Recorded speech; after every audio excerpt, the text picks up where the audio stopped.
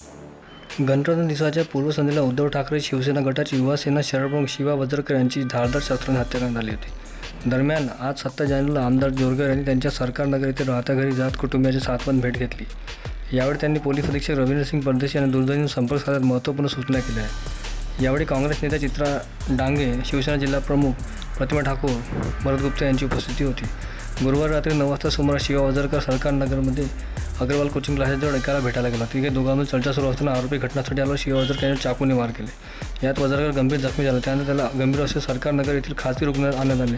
मात्र उपचार सुरू होण्यापूर्वी डॉक्टरांनी त्याला मृत घोषित केले. या घटनेनंतर सरकारनगर तुकुम येथे तणावाची स्थिती निर्माण झाली होती. या प्रकरणी काही आरोपींना पोलिसांनी अटक केली आहे. दरम्यान आज आमदार जोरगेवार यांनी शिवा यांच्या कुटुंबाची भेट घेतली. यावेळी आमदार जोरगेवार यांनी घडलेल्या घटनेची संपूर्ण माहिती जाणून घेतली.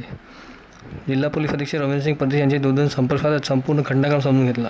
चंद्रपूर शहर शांतता अबाधित राहिली पाहिजे. आपण या प्रकरणाची उच्च अधिकाऱ्यांनी चौकशी करावी, यासह अनेक महत्त्वाच्या सूचना आमदार जोरगेवार यांनी पोलीस अधीक्षक यांना केल्या आहे.